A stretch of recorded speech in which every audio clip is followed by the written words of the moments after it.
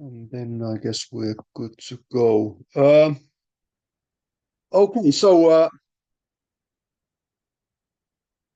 lecture number 5. And once again, let's continue from last week. So last week we discussed the functions, a lot of things about the functions, about parameters and arguments, what they mean, what is the difference.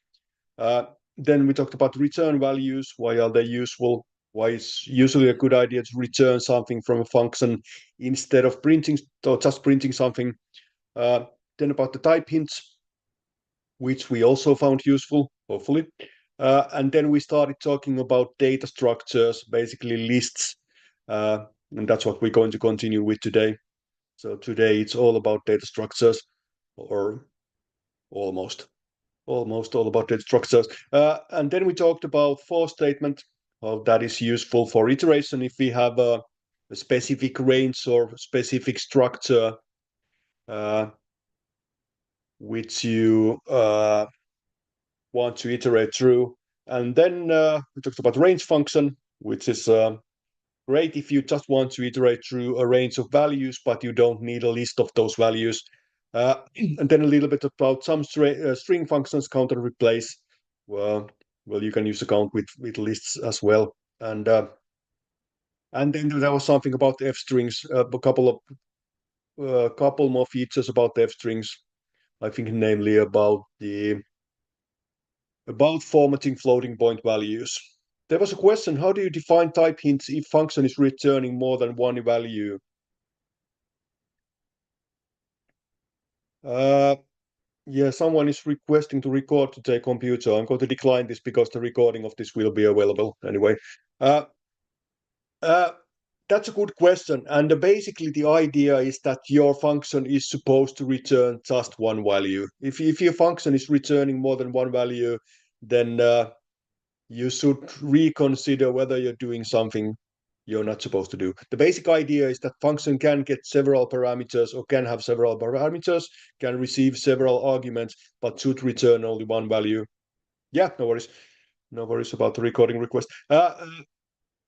If your function is returning like several values in a tuple, then that's perfectly fine. But if you're returning several values in a tuple, then your type hint, the return type is a tuple. And for example, that's a good point. If there's, for example, a quadratic equation, it should return two values, but just return a tuple of two values, and then the return type is a tuple. That's also something what the tuples are meant for grouping values that belong together. And if you have a solution for a quadratic equation, then a tuple is, I think, a really logical choice for that one, because those two values belong together. But they are both answers to the same question. Very good question. Once again, I think the last time I sort of complimented you for very good questions, and I'm glad that we continue the same way. Okay, let's move on. Before we get to actual exercises, this is also on the material. The same, but I can zoom it a little bit. I went to the feedback, and there was a, as always, there was quite a lot of feedback about the difficulty level, and again, it's quite sort of polarized. There are,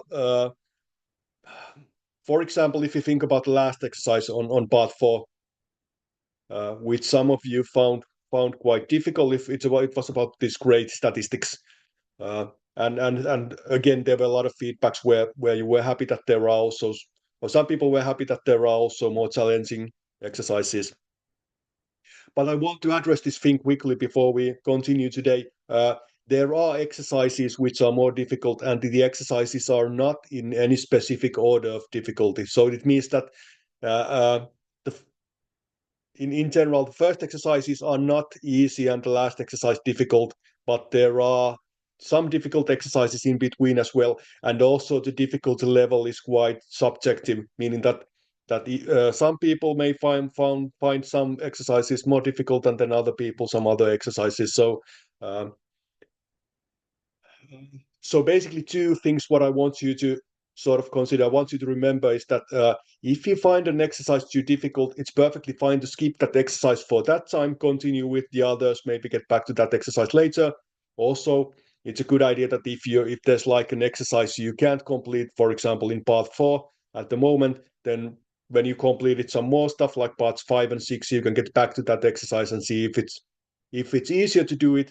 I think it probably will, because you learn new stuff all the time. You're all becoming better programmers all the time. So exercise that seemed difficult in week 1 probably is quite easy at this moment.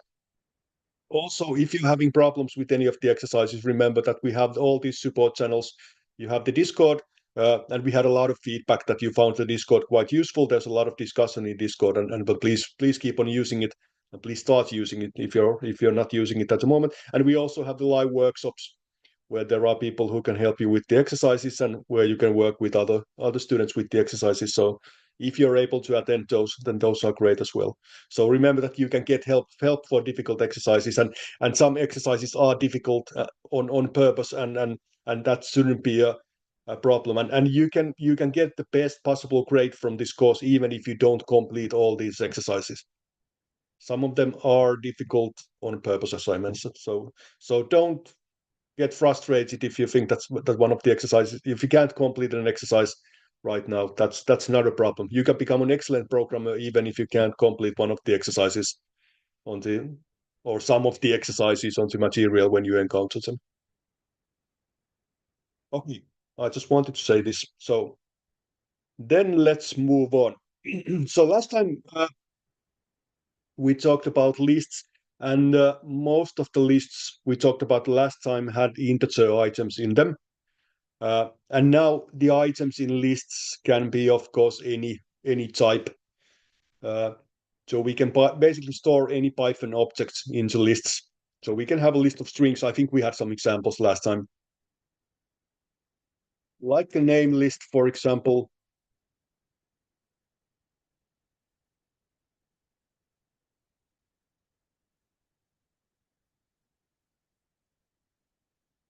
Something like this. And manipulating lists with other type items is, of course, quite similar to manipulating lists with integer values. So if you want to iterate through a list, we can do something like for name in names and just print out the names. But then the type of items in a list, of course, dictates what kind of operations we can do to those items. So if we have a list of strings, for example, then we could pick the first character from each item, for example, if you wanted to. So this one picks the first letter of any name, but if we had a list of integers, we couldn't do this. It would be an error, and so on. But other than that, nothing really changes. All the operations we talked about lists at last times, we can use all them regardless of the type of the items in a list. And we can sort out the list of names if we want to, and so on. We can also have, for example, floating point numbers. Let's say that we are storing some kind of results, or, well, results are fine. And now we just need to remember that we're using a dot as a decimal separator, and then we're using a comma between the items, which is sort of logical. And again, all the operations we've been using with lists are there. So it doesn't really matter what kind of items we are storing in a list. But one thing we should consider is that we shouldn't mix the types of items in a list. So it could be convenient to do. Now I just realized that I talked about tuples in the beginning of this lecture, but we haven't really covered the tuples yet. We're going to do it today. But if you didn't understand what I meant about tuples, that's perfectly fine, because tuples are one of today's topics. I sort of forgot that because I already gave the Finnish lecture where we talked about tuples on Monday. But yeah. Sorry about that. But luckily we will discuss them at the end of this lecture. So okay, let's say that you're storing the results of something, and you want to store the names of the contestants and then their results. So we someone might think we could do something like this.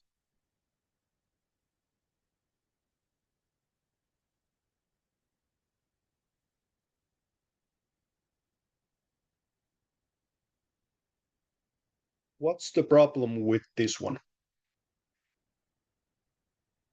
What are the potential problems with this one?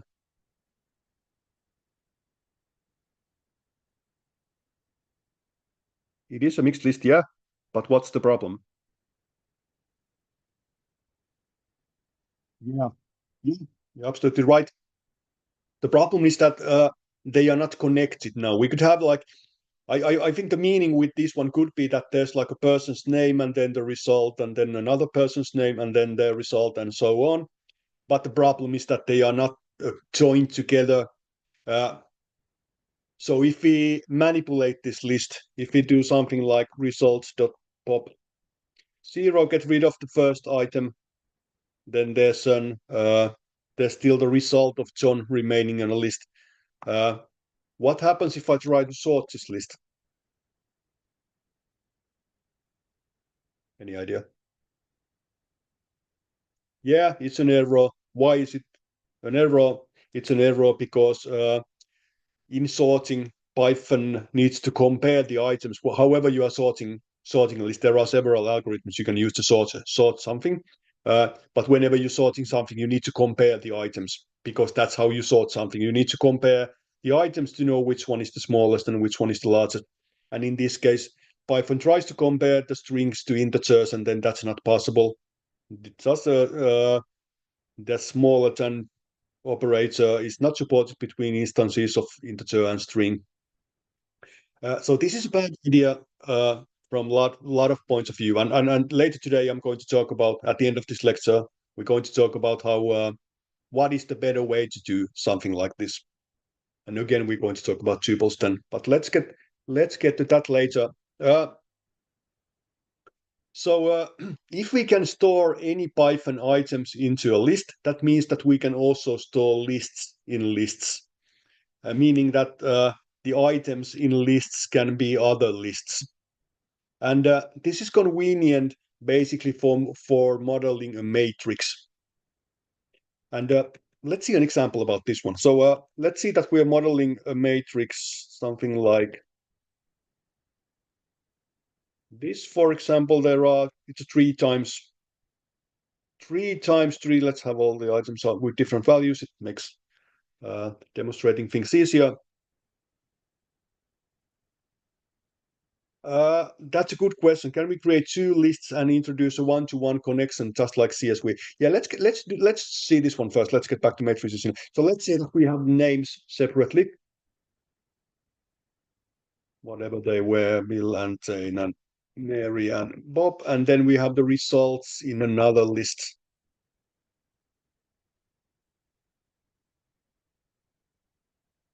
I don't remember what the results were, but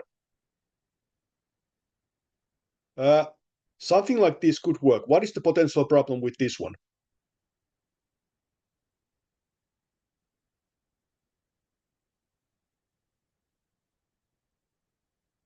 Yeah, they are still not connected. So if I do something like this, for example, so if I sort the results, then the connection breaks. So if we sort of agree that in the start, first that the first item in names list is sort of connected to the first item in results list. So this Bill has a result of 2.5 and Mary has a result of 7.25 and Bob 1.5 and so on. Then if we sort one of the lists, then we lose the connection. And when we have lost the connection, there's no way to return that connection. So I think this is better than having them all in the same list, because in this one, still all the items in both lists are of the same type, which is how we should be using the lists. But there are still problems with this one. Okay. Anyway, let's see a matrix. So let's see that we want to model a matrix like this. So there are basically 3 rows, and then there are 3 items in each of those rows. So it's basically like 3 rows and 3 columns in that matrix. And what we can do is create a list, and then inside that list, let's include all those rows one at a time. So row with 7, 8, 9, row with 3, 2, 1, and then row with 4, 5, and 6. So what we basically have now is a list of lists. And if we output it, that's basically exactly what we're seeing. So it's a list containing 3 lists as items, and in total, there are 9 items in the matrix we are modeling. So what is the length of the matrix? What is the length? So what does the len function return? Yeah, exactly. There are 3 items. 3 items in this one. The items are lists. So it from Python's point of view, this is a list with 3 items, and that's how you should consider it too. But it's also basically sort of modeling a matrix containing 9 items. If we want to pick an individual item, let's say that we want to get the second item from the first row, what we can do is first pick the row. So let's get the first row, which is at index 0 in the matrix list, and then we can get the item, which is the second item in that row. So basically, so what will this output?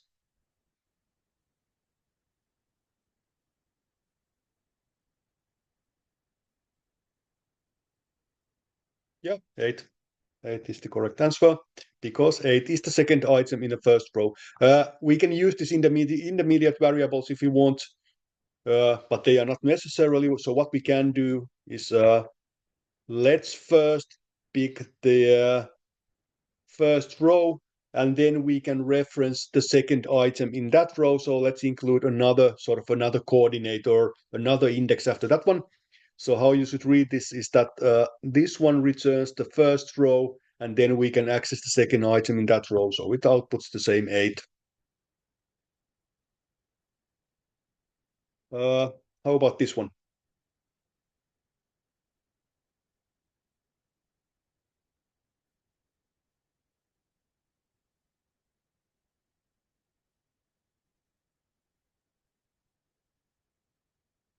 Yeah, now we have mixed answers. Anyone else?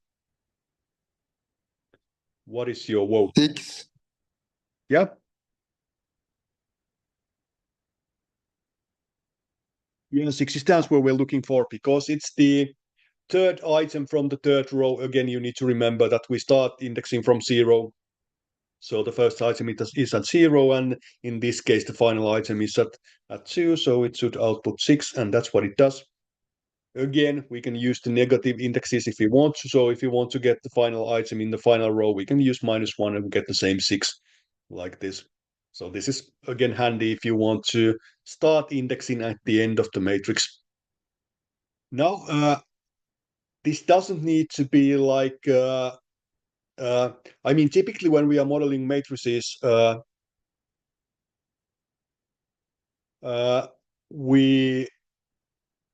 we are talking about like matrices where the number of rows or the number of columns in each row is constant, meaning that there are like 3 items in each of those rows. So it could be 4 items on each of these rows if we want to, but again, it's typical that each row shares the same number of columns, because it's sort of easier for us to comprehend this, having this sort of a grid like, or there's a term for that in mathematics, but I can't remember it in English. But when the matrix has an equal amount of items in each row, because it doesn't need to in mathematics, but it's usually easier to comprehend.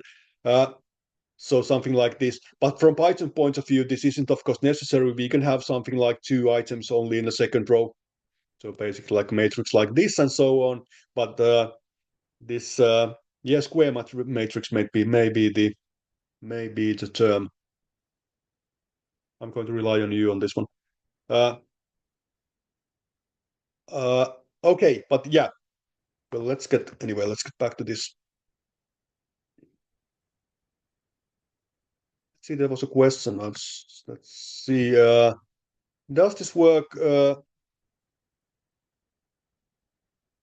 No, that that doesn't exactly work because you have you're resetting I to 0 over there. So if you get rid of the second line, then it does work. Let's talk about iterating the matrix. That's a good point. So let's say that we have this 3x3 matrix and we want to visit all the items exactly once. So let's say that we just want to display all the items in matrix. What we can do is something like for row in matrix, and then just output the rows. This one we work already. So let's see.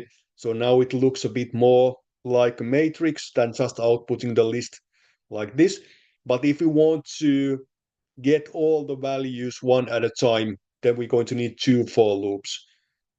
So let's use the outer for loop to iterate through the rows in the matrix, and then the second one to iterate through the values in each row. Something like this, and now we get all the items one at a time from matrix, one row at a time. So it's all these 9 items. So let's say that we want to get like the sum of values. We can do it like this.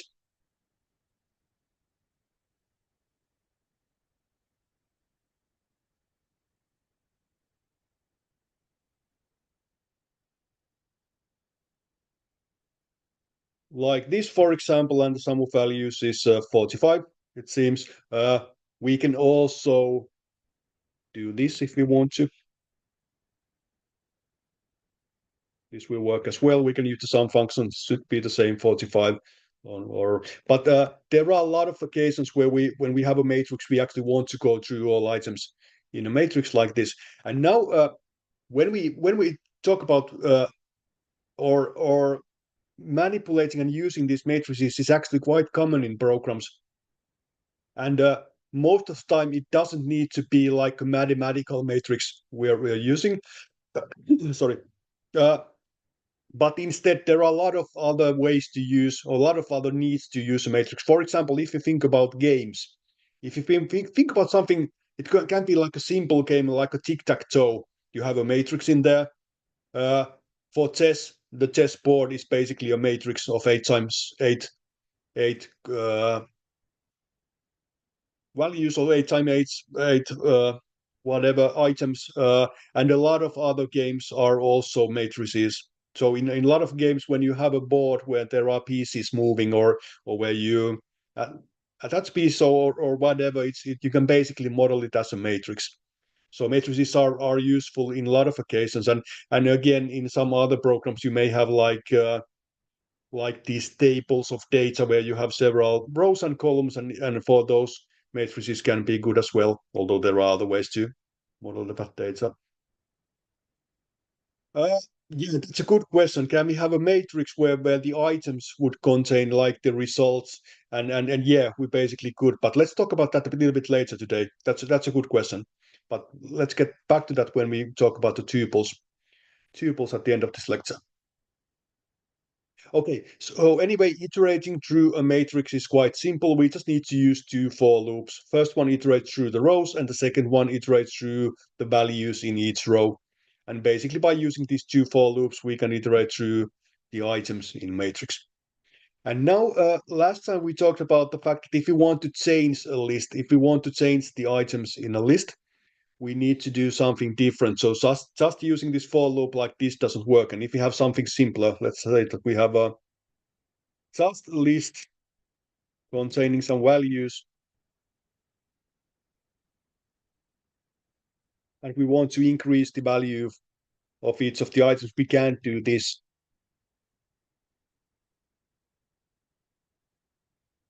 Because it doesn't change the items in a list like we saw the last time. The values are still 1, 2, 3, and 4. And the problem with this one is that we don't assign any values to this list. Instead of that, we're just changing the value of variable value, which isn't connected to a list after we assign the value into it in this for loop. And what we did that last time was use the range function for this one. We can do something like for I in range values. And now if we print I, we can see that I contains all the indices of this list values, which are from 0 to 3, and we can use these indices to change the items in the list. For example, so now we have a list containing 4 items, 2, 3, 4, and 5.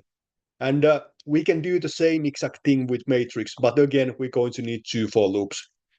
So let's do something like for I in range and then take the length of matrix.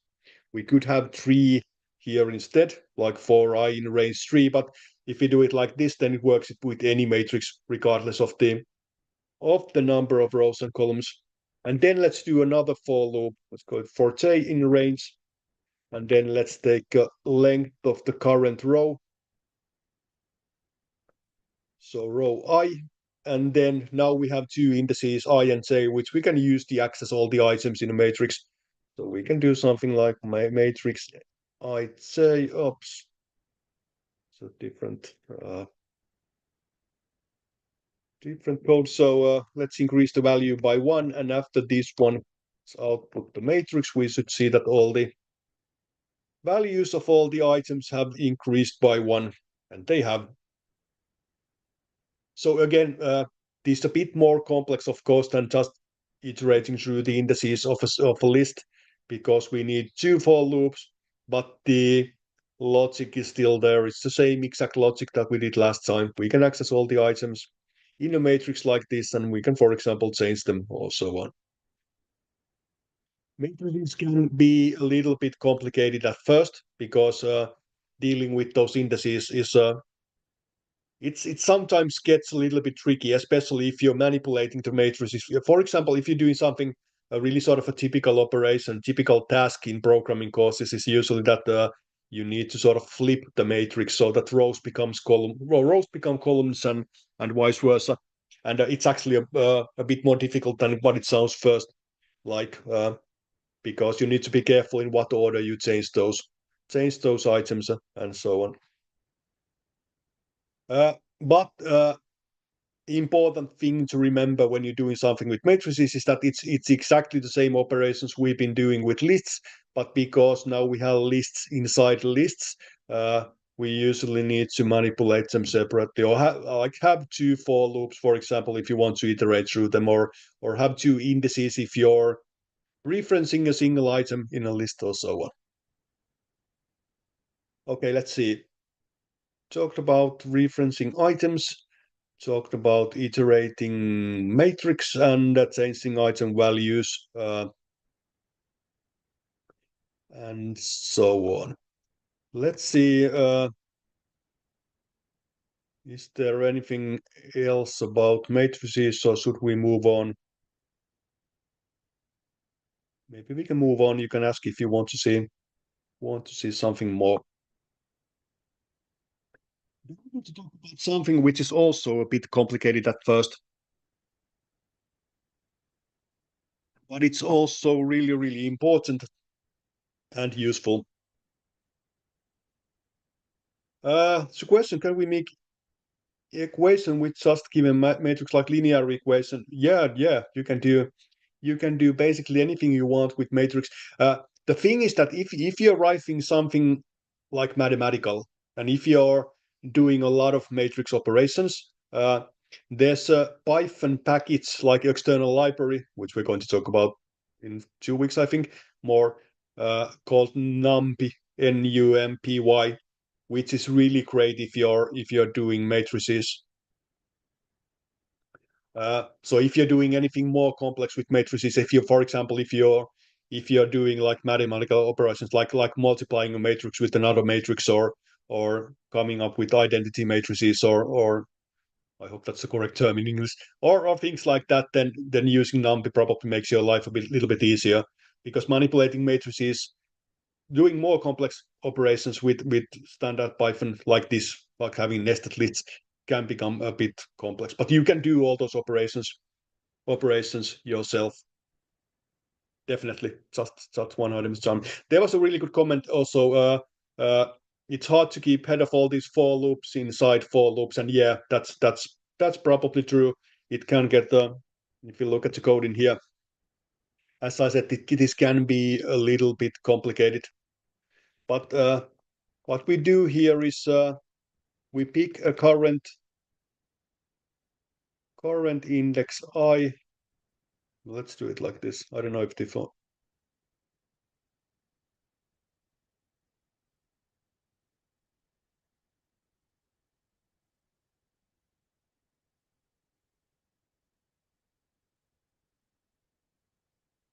So let's just output.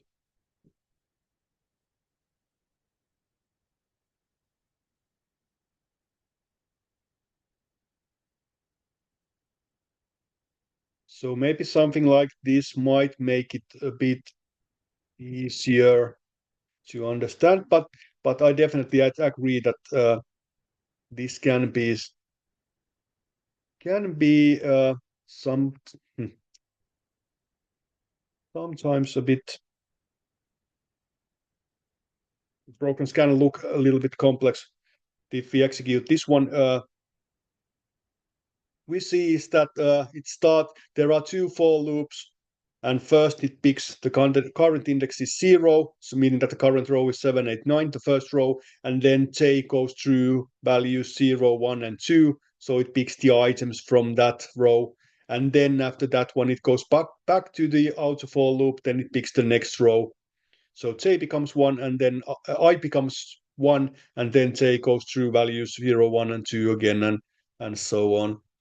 So but yeah, these nested loops can also be a bit complex concept at first, and it's really easy to make errors at first, or not completely understand what's happening in programs where you have a lot of nested loops.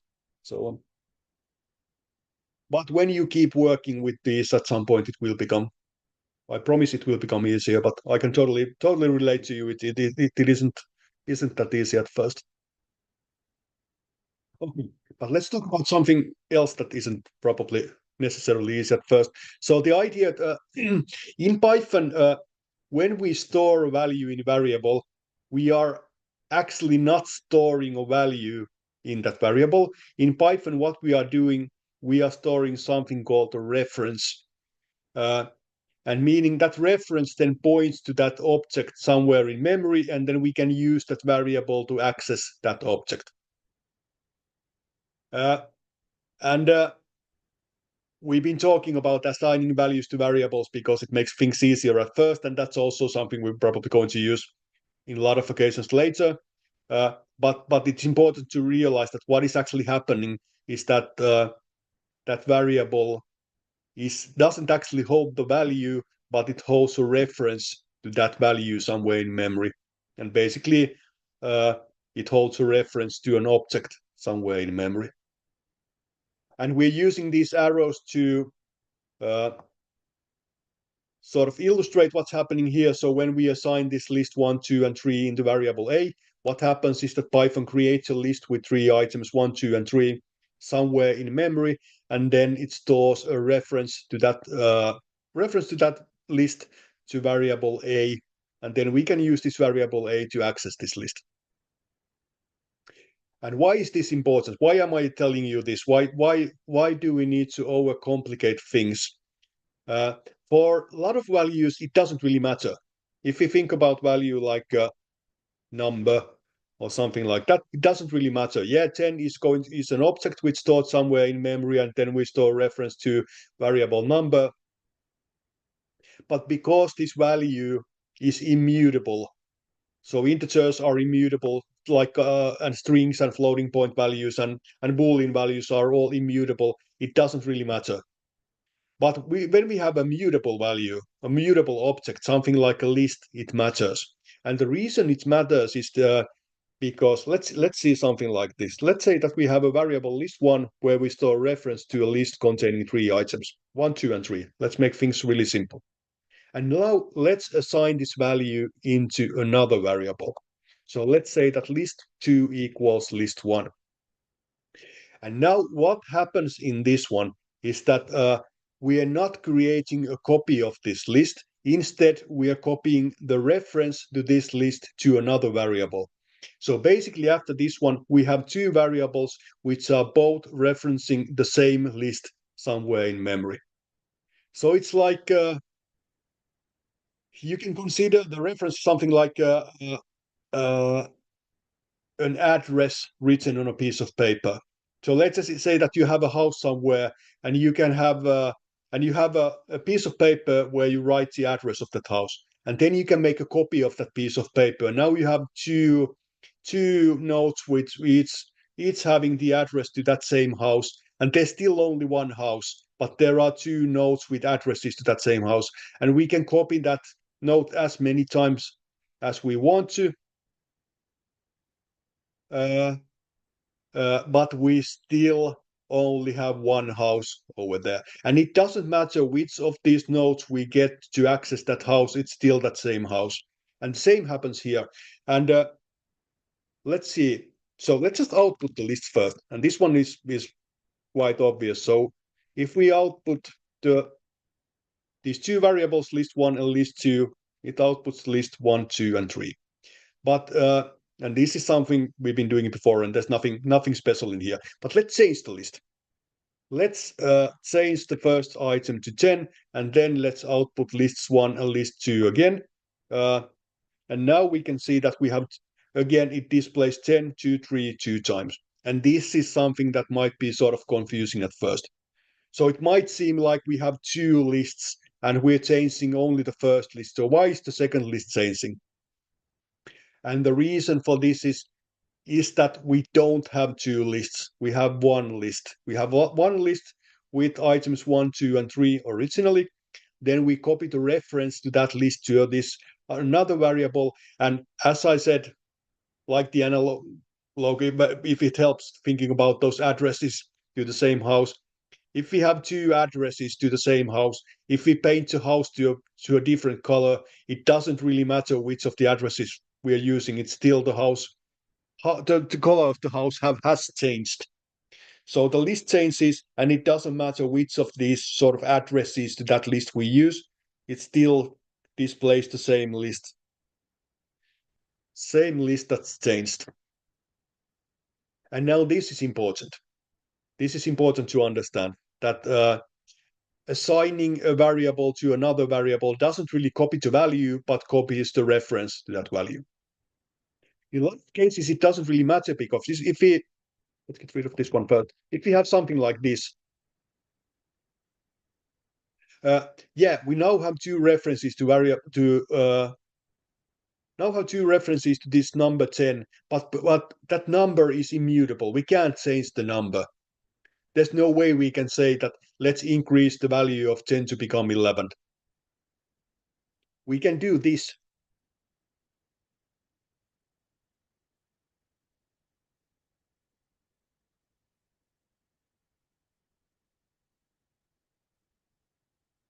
So what will the program output?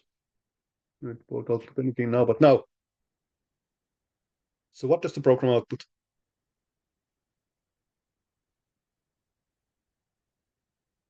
11 and 11 was, yeah, and 11 and 10. Which one would you prefer? I would prefer 11 and 10. I think it's 11 and 11. Okay. It's 11 and 10. And why is it 11 and 10? What is different to the, if you look at the code in the, I have the list code here. What is the difference between these two? Like, yeah, there's a list in the second one, number in the first one, but what is the, if you look at rows 4 and 14, what is the difference? Yeah, that's exactly the correct answer. So in the second one, we're not changing variable list 1. We are changing the list reference by variable 1. So we're changing one item in that list. But in this first one, we are changing the value of variable number 1. So after this one, it doesn't hold the reference to this variable 10 anymore. Instead, we create a new value, 11, and then we store a reference to this variable number 1. And the variable number 2 still holds a reference to this other variable 10 in here. So changing a value of one variable doesn't affect any other variable. And this is something we learned in the first week. If we change the value of number 1, it doesn't have any effect on number 2. And it's true in this case as well. If we change the value of variable list 1, it doesn't affect the variable list 2. But if we change the list referenced by variable list 1, then it's the same list we are manipulating. So there's a big difference on whether we are assigning a value, a big difference in changing the value of variable, and big difference in manipulating the object referenced by that variable. And this is like the whole thing I'm trying. And this is how references work. And if you understand this, then you understand the whole concept. So question, why don't lists have this property? It seems easier. I'm not sure I understand what property or lists do have the same property than values in this case. If instead of changing, if I do something like this,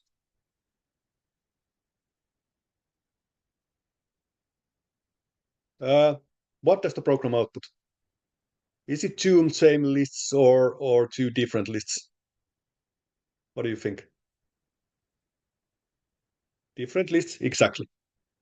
So 10, 2, 3, and 1, 2, 3. And the reason is that when we change the value of list 1, it doesn't affect the value of list 2. But if we assign a value into that list like this, then it displays the same list twice, because now both variables hold a reference to the same list. I think I have a picture with this one, which may actually help a little bit. So like this one. Yeah, it dynamically changes list 1 but does not alter list 2. Like this one, if we have, this is the same idea but with different variable names. So we assign a list of 1, 2, 3 into variable A, and when we assign A into B, we now have two variables referencing the same list, meaning that if we change this list, it doesn't matter which of these variables we use, it's still manipulating the same list. But if we change the value of variable B, a picture about that one, of course not, then A and B are referencing different lists. So it's also really different. If I say that list 2 is 1, 2, 3, now lists 1 and 2 are not referencing the same list. They are referencing two different lists which happen to have same values, but if I execute the program, we see that now changing one of these lists doesn't affect the other list. Of course it doesn't. Doing something with one list has no effect on other list. But and it's the same for this one. It's true for this one as well. But in this case, there is only one list. There are just like two arrows pointing to that same list. And well, you're probably not going to do this exact thing. You're probably not going to create two variables referencing the same list in your program like this, because there's no point. You already have a variable. So why am I telling you this? And there are a lot of occasions where this is meaningful. Let's see something typical. Let's say that we are trying to create a matrix that contains matrix like this. So we want to create a matrix with 3 rows, and all rows have 4 items, and all items are zeros to begin with. So you could assume that we can do something like this. Let's create a row first.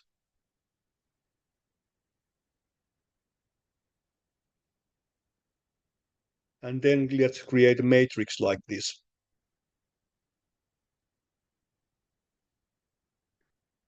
Then let's see what it looks like. Oh, there's a matrix with 3 rows. What went wrong? What is wrong with this approach? Because it seems to be working. But what's the problem with this matrix?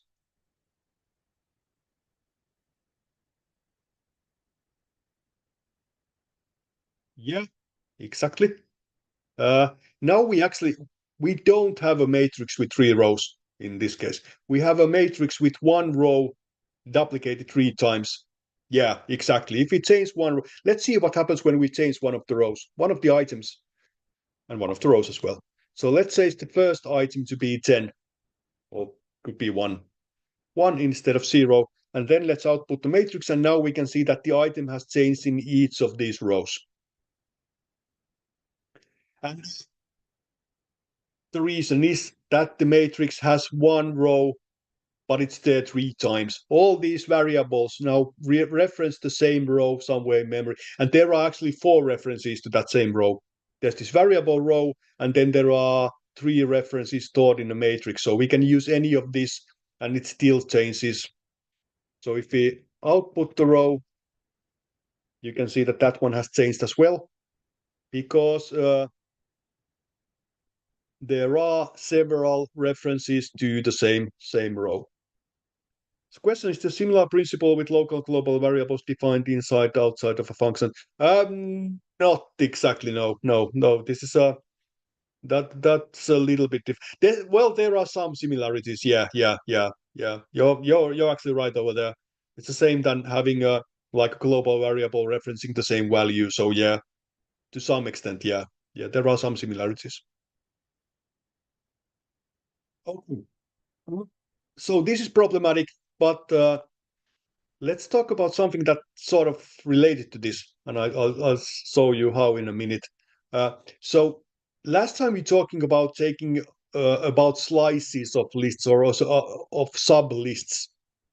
Again, let's get rid of this one for a minute, and let's say that we have a list called values, and there are items 1, 2, 3, 4, and 5, and we can take a sub list of a list by providing the starting index and the end index. So this one basically takes a sublist containing items from 1 to 3, and the item 3 is not included. So it's items 2 and 3. And so this is exactly what we did with taking substrings out of strings.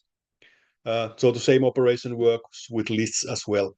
And what we can do also, we can omit the first index. So, and then Python assumes that we start from the first index. So it takes an index sublist from 0 until 3. Or if we omit the final index, then it takes a sublist until the end of the list. So we take a sublist with items 2, 3, 4, and 5. And if we omit both of these, then Python basically takes a sublist from the beginning of a list until the end of the list. And now this is a sublist containing all the items in a list. But the thing about this one is that this is not the same than the original list, but it's a copy of the original list. And this is really useful. So it's different. So now if we do something like this, now we have 2 lists with same exact items. So now if we change one of these lists, it has no effect on the other list. And of course it doesn't, because they are 2 different lists. So now only the first item of the first list has changed to 10, and it doesn't have any effect on the other list. So if we just copy the reference like this, then we basically have 2 references to the same list. But if we copy the list, and we can copy the list easily by taking a sublist containing all the items in a list, then we have 2 lists with similar values, which is again useful in a lot of occasions because we can manipulate the other list without affecting the other list. This is useful also with matrices. We can use it. So let's just copy the item, copy the list like this, and now we actually have a matrix where there are 3 independent lists as rows. And this one works a lot better. So we see that if we change the first item in the matrix to 1, the first item in which it's first item in first row into 1, it doesn't affect any of the other rows in the matrix, like we see in here. So initializing a matrix like this is, if you're doing something like this, then you definitely want to take the copy of the original row when you're creating the rows in matrix, because then you have independent rows in that matrix instead of just copying the same row several times. Let's get back to this one. This one is useful also because the slice operation has an additional parameter, which is basically like the step we use when we're taking a slice. And we can use that, for example, by providing a step of -1. Any ideas? What will this do? What do you think it might do? So we're providing a step of -1. What could that mean?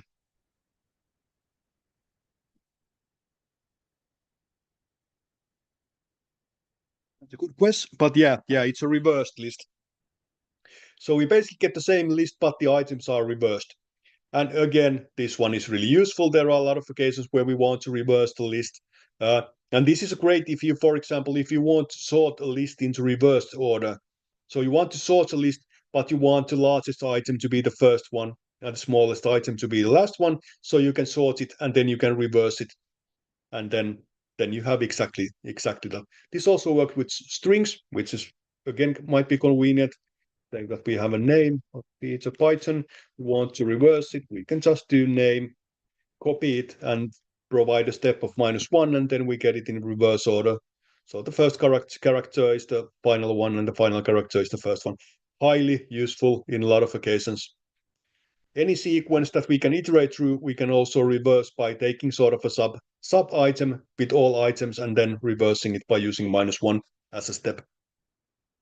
You can provide any step you want in here. So providing step 2 only takes half of the items only take like items at the even indices in this case. So the item at 0, 2, 4, 6, 8, and so on and so on. Or you use -2, then it does the same, but in reverse and so on. So we can provide any step we want in here, but typically -1 is probably the most useful.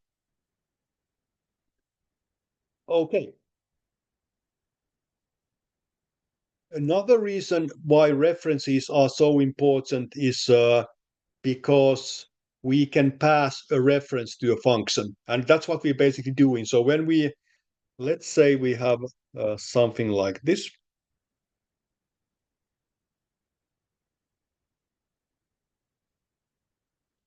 So let's just do something really simple first. Then let's say we have a list of values, 1, 2, 3, and we want to output the values. So we can call output list with values. And what happens in here is that we're passing a reference to this list containing these values 1, 2, 3 into this function. And so it copies the reference to this variable, and the function can then reference the same list like this. And what this means is that a function can also change the list.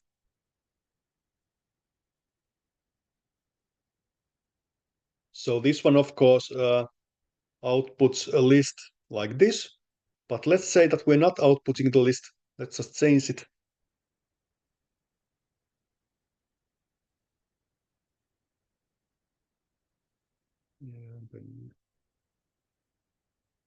The name is all wrong.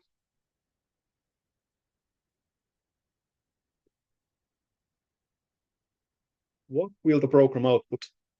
Has the item changed? Is the question here.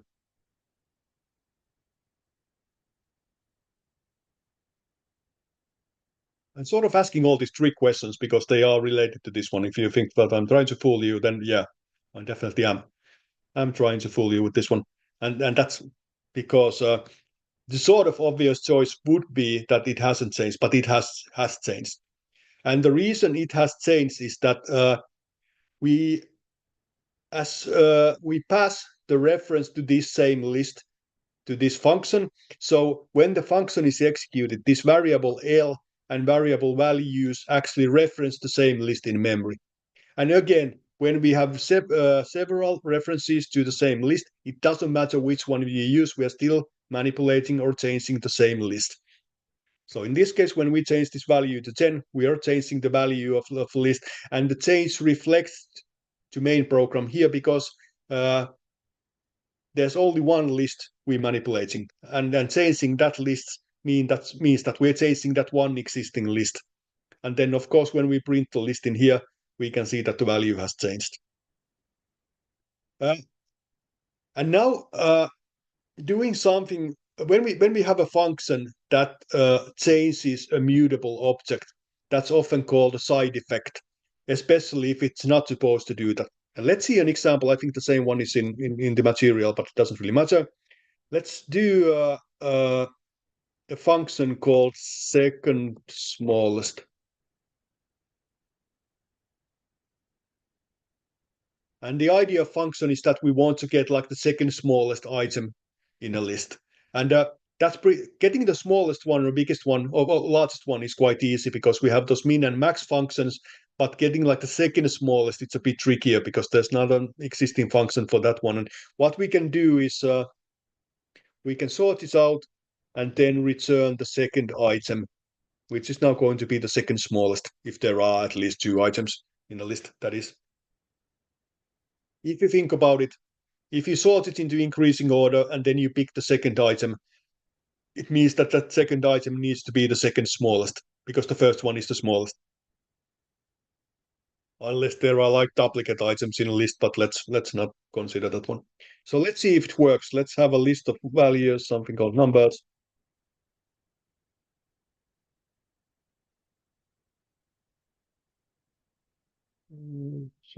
So something like this, and let's output the second smallest item from numbers. Let's see if it works. It does. It returns number 2. What is the problem with this one? Yeah, that's a good question. If list has 2 values, same values like 1, 1, it doesn't work. But let's ignore that at this point. What is the problem with this one? Yeah, exactly. Why is that a problem? The list is sorted now, and we can see it. Let's output the list.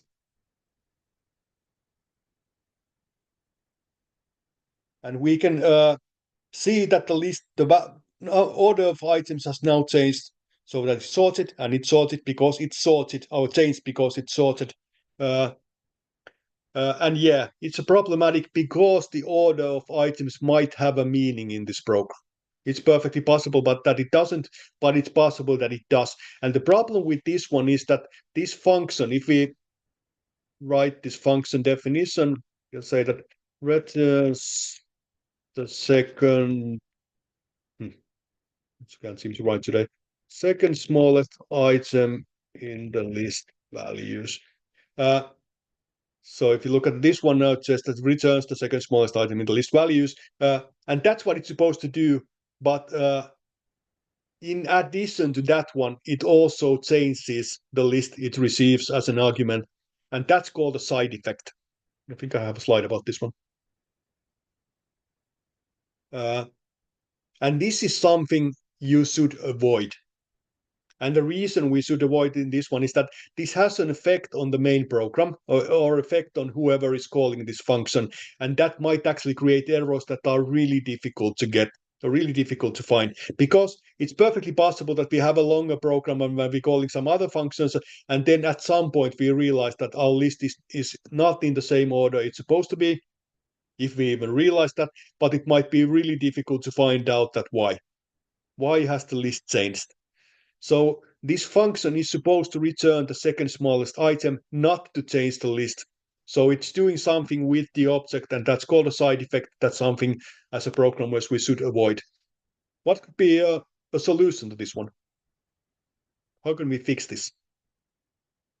What is the easy way to fix this? I mean, we can get the second smallest item by iterating through the list and then storing the values into variables and so, but yeah, we can use the sorted function. So let's do something like this. So values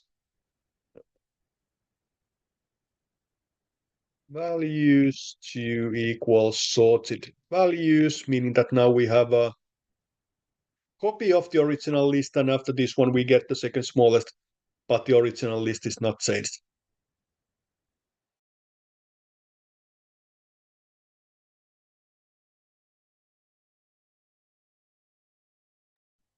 Sorry, I need to sneeze. So in short, try to avoid side effects. Those can create really difficult to find problems in your programs. Really difficult to find errors. But if the idea of the function is to change the object, if the function would be about sorting the list or deleting items from a list, then it can change the list, and then it really isn't a side effect because that's like the whole purpose of the function. But if the idea of the function is to do something different, like return the second smallest, and then we're changing the list, then that's a side effect, and that's something you should avoid. Okay, let's move on. Let's at the end of this lecture, let's talk about a couple of more data structures. Let's start with dictionary and then let's talk about the tuple, which we started with, so to get the whole circle. So the idea of a dictionary, the name sort of implies that it can be used for dictionary, and it can, but it can be used for a lot of other occasions as well. And the idea of a dictionary is that each item consists of a key and a value. And the whole point of dictionary is that we have a case where we usually know the key and we want to retrieve the value based on that key. And now dictionary doesn't have indices other than those keys. So it's not possible to get like the first item from dictionary or the final item from dictionary. And actually the items aren't ordered in the dictionary. So there isn't a first item or a final item. There's just a bunch of items, like a cloud of items. And you need to know the key to get the value from dictionary. And it's really great in those occasions, like let's say that you're modeling the student registry and you know the student number and you want to get the data of that student quickly, then using dictionary is great because retrieving a single value based on that key is really fast from dictionary. So if you have a list of students and you want to find a student with specific number, basically what you need to do is use a for loop or something and iterate through all those students until you find the one you're looking for. And if you have like 1 million students and the student you're looking for is the final one in a list, it means that you need to go through all those 1 million students to get the one you're looking for. In dictionary, getting the data for that student is really quick, because that's how dictionaries work. So if you know the key, if you know the student number, you can get the data real quickly. But then again, it's not ordered if you need to order the items. For example, if you have like a top 10 list of something, and then using the list is definitely a better choice. And which data structure to choose it's not always obvious, and that's why we are using these for a lot of different things so that you get a hang of it, and eventually you will get the idea of which one works best for which. But before that, let's see how dictionaries work. So let's create a new dictionary and let's say that we have the list of students, and we can create a new dictionary by using these curly brackets. So if you're using the square brackets for lists, we use these curly brackets for dictionaries so that we know which one we are actually using. And then we can add items by assigning them in the dictionary. And instead of index number, we're now using the key. So let's say that this is a student number and this is the name of the student.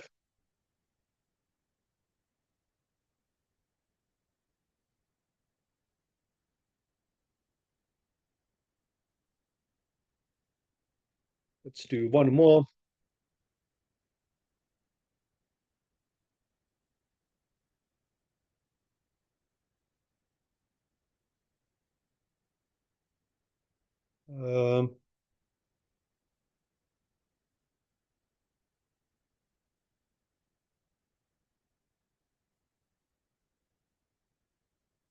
Yeah, I'm getting really creative with names today.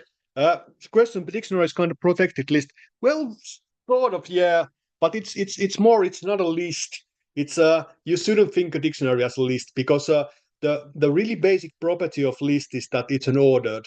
So in the list, when you're considering two items in a list, you can always say that one of the items is before the other item, or one of the items is after the other item. It doesn't matter which two items you take from a list. But in dictionary, that's not the case. They are not ordered. So although we are assigning them in some specific order, it doesn't really matter if we change the order. We still have a dictionary of items. But that's, yeah, in some point that is a sort of a good assumption. Yeah. So the dictionary looks like this. If we want to retrieve a single item from a dictionary, we use the key. So getting the item with key 1, 2, 3, 4, 5 returns what?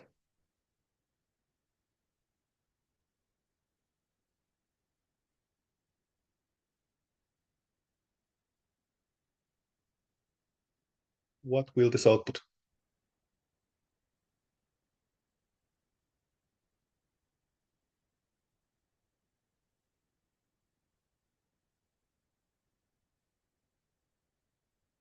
Before we get there, yeah.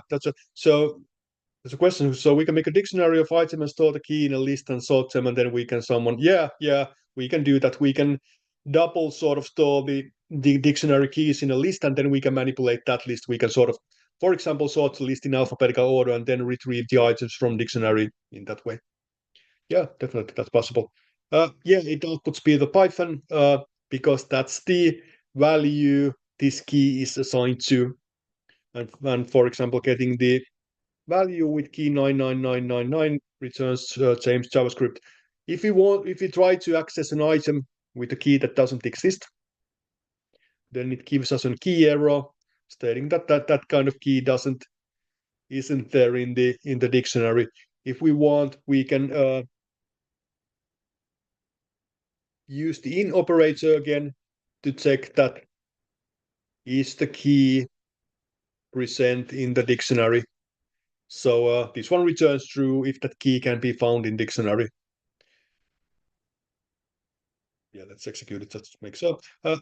Okay, let's see another example. Let's say that we're storing some results, and again we could have like a list of results where the person's name is now used as a key, and then the result is used as a value.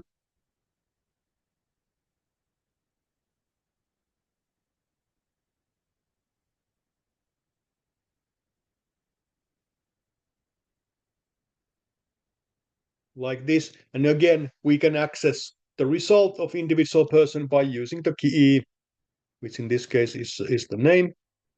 So this one gets us the result of James, and so on. If we want to add new results, we just assign the values again similarly. If we want to add the result of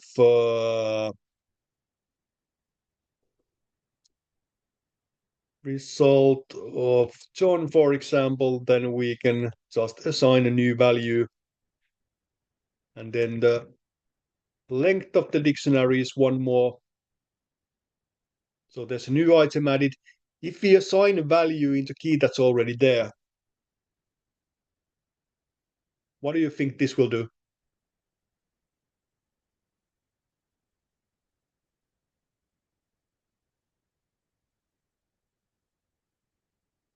It changes the value, which we can see if we output the results. So if you're assigning a value with the key that's already in a dictionary, then it changes the value instead of adding a new item. So all the keys in a dictionary need to be unique because you're using those keys to access the items in dictionary. We can use any Python objects as keys in a dictionary as long as they are immutable. So you can't use a list as a key in dictionary, but you can use a string or integer or floating point value or boolean value or a tuple or so on. And the dictionaries are useful, as I said, in whatever occasion where there is a sort of logical list of keys that can be assigned with values. Let's see something like I don't know if this one is actually an exercise, but I'm going to do it still.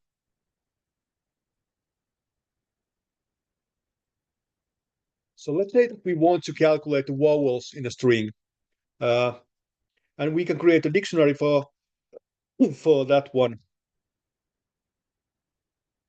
And for that dictionary, let's state that in the beginning there's a 0 amount of all of these vowels. Order doesn't really matter, but let's just use it like this. So here are the vowels, and then we can iterate through the sentence.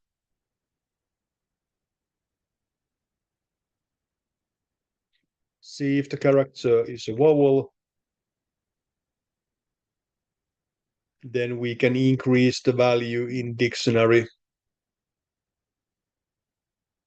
And then when we return the results,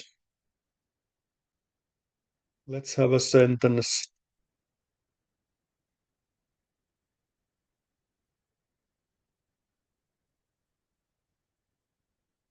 like this, and then we can see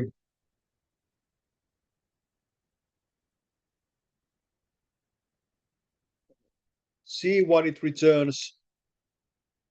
So now we have a dictionary where we have the amount of each vowel, and in this case the actual vowel is used as a key and the value or the number of vowels in that string as a value. So now it's really easy if we want to get the number of A's. We can just use A as a key and then it returns 1. So again, I think it's a good example on how to use dictionary for certain, and using a list for this one wouldn't really be logical because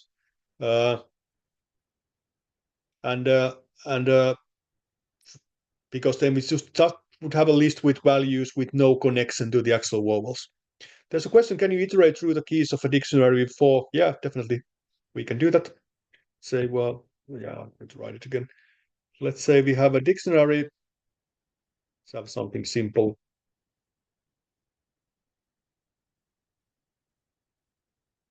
And you want to iterate through a keys, you can do something like for key in D and then print out the keys. And this one iterates through all the keys in a dictionary. And there are cases where you want to iterate through the dictionary like this. Definitely, I think it's probably not as common as kind of with lists, but yeah, this is definitely useful. There's a question: can we change the key? No, you can't change the key. You can create a new item with the same value and get rid of the original key, but you can't change the key. We can only change the value. If you want to iterate through keys and values, well, you can of course do this.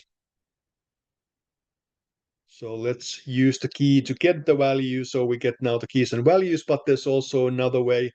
We can do something like for key and value in, and then there's the items method, which now picks both the key and value. So, and we can assign them into 2 variables, and this way we can access all the keys and values in a dictionary with a single for loop. Which is, again, quite useful in some cases. Let's see, I think we have some other things in here.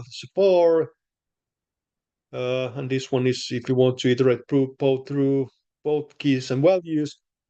If you want to delete items, you can. There are 2 ways. There's a del statement, which also works with lists, or there's a pop statement, which also works with lists. Which and the pop one also returns the value. It deletes it. But again, in dictionary, you need to know the key to delete the items. You can't delete the first item because there is no first item in dictionary.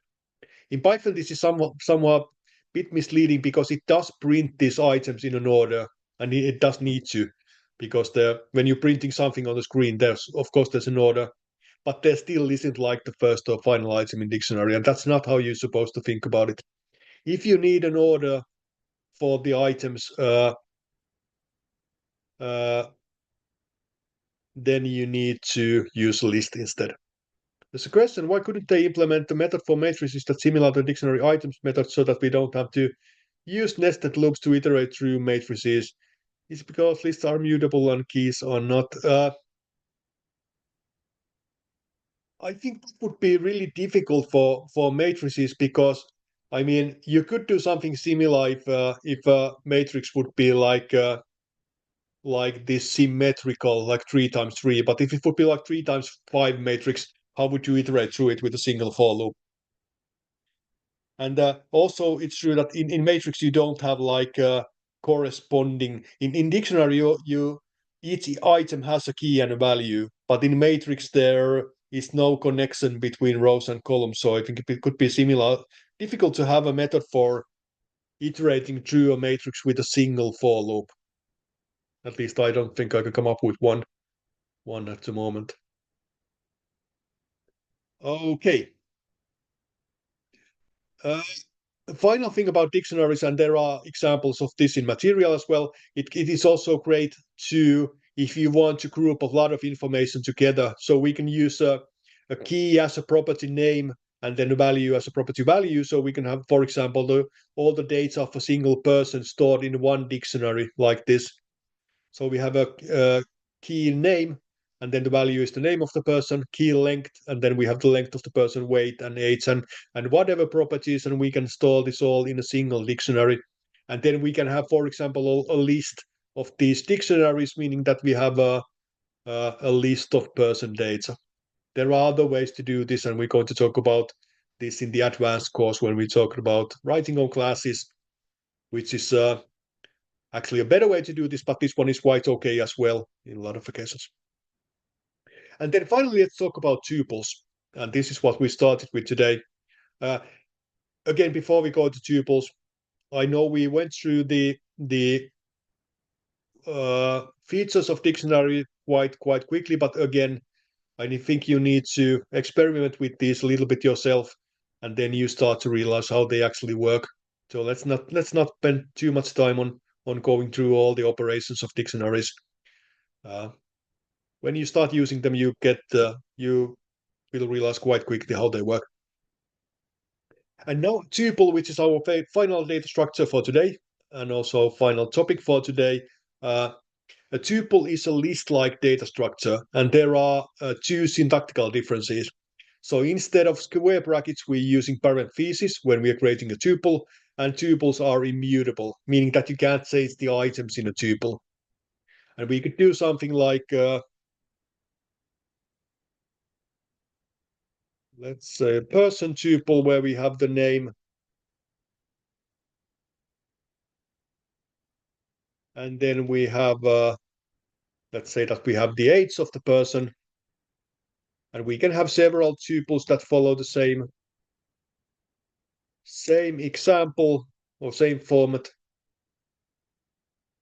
Yeah, app and pop and so on function don't work in tuple. You can't change tuple. If we want to change the age of a person, that's not possible. With tuple, we get an error stating that tuple object does not support item assignment. But tuples are meant for value groups. Tuples are not meant for same thing. List is meant for having same type of items in a specific order and for manipulating those items in there. But tuples are meant for grouping data that belongs together. Like, for example, a name and age of a person. And we usually use these together so that we can have a bunch of these tuples. Let's have a couple more. Multi-Dalton, D9, and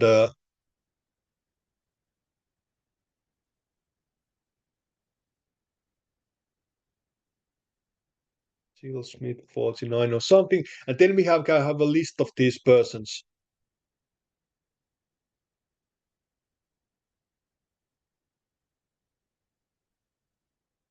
And now when we have a list of persons like this, this is actually a proper way to store the data, to store different kind of data points into a single list. So now we have a list of tuples, and now each tuple groups together the name and the age of a person. And this means that if we do something with the list, for example, if we sort the list, it can be done. And after sorting out the list, it sorts the list by the first item, but they are still grouped together as they are supposed to. So the age and the name are still together. It doesn't mix the order or anything like that. If we remove an item,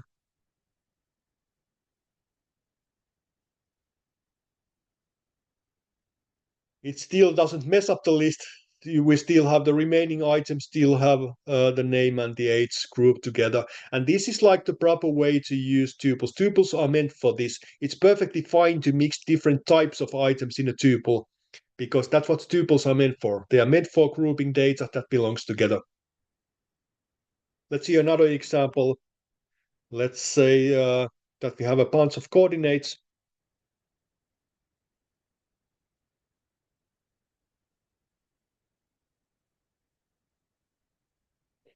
And again, we could have a coordinate list where we store all those coordinates and so on.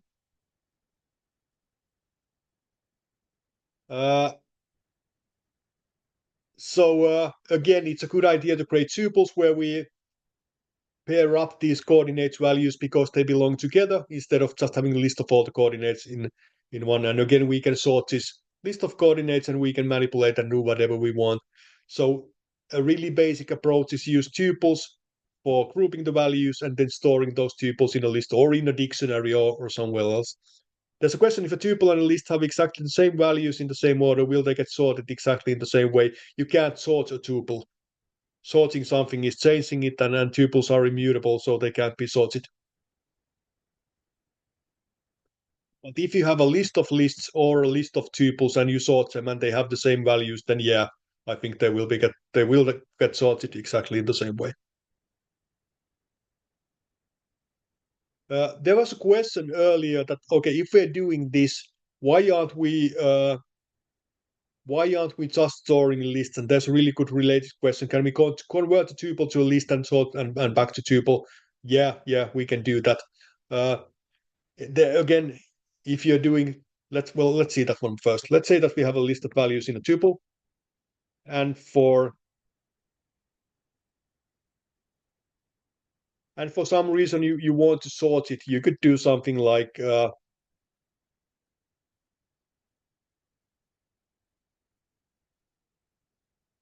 so this one works. It first converts the list tuple into list, then it sorts it, and then we can convert it back to tuple like this. And after this one, we have the value sorted in a tuple. But if you're doing this, then you probably should use the list anyway. There's really no point in using a tuple if you need to manipulate it, especially if you need to do it a lot.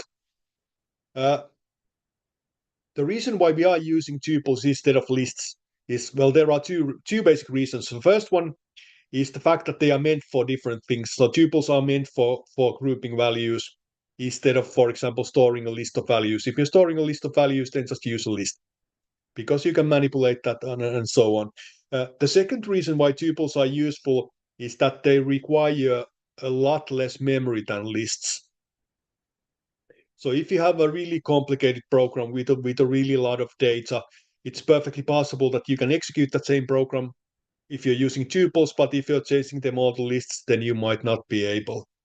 And the reason, if you want to know why lists require more memory than tuples, is that when Python creates a list, it needs to prepare for the fact that lists are changing. You can add new items and so on. So in addition to requiring some amount of memory, we require more memory so that the list can be changed. But when Python stores a tuple, it knows that this is the exact amount of memory needed, because that tuple cannot be changed. The same applies to strings as well. There's also a question, I mean, we need a set of coordinates which should not be changed. We can use key from dictionary and tuple together. Yeah, you can use dictionaries and tuples together, definitely. Yeah, that's a perfectly valid thing. You can also use tuples as keys in dictionary.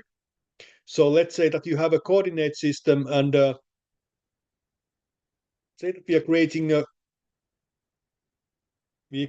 a game, and you're storing the creatures of the game, so you can have like a coordinate and then referencing the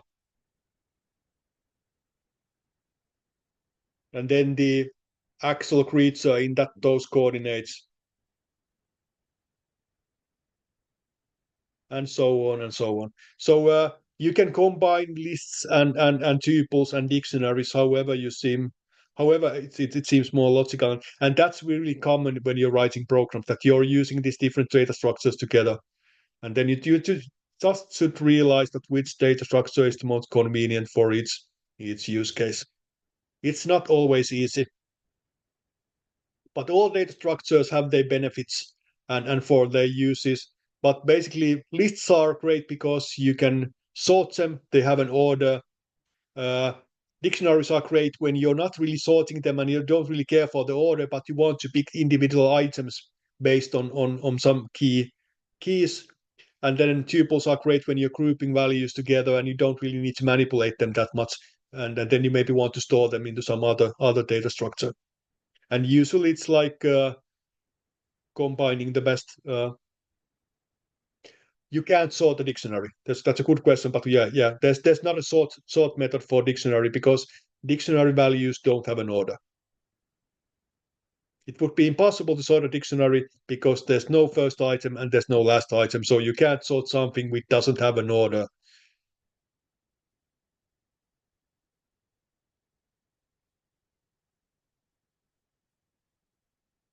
Okay. I think this is pretty much it for this week. Of course, open for questions. Next week, we're going to talk about something a bit different,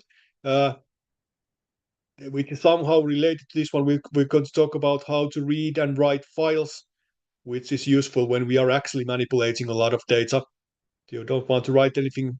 Each time you start a program, instead you can read the data from a file, and then you can write your results back to a file. And then we're going to talk about errors, about detecting errors, about validating user inputs and things like that, and then a little bit about local and global variables, which is something that's been mentioned before, but let's get deeper into that one.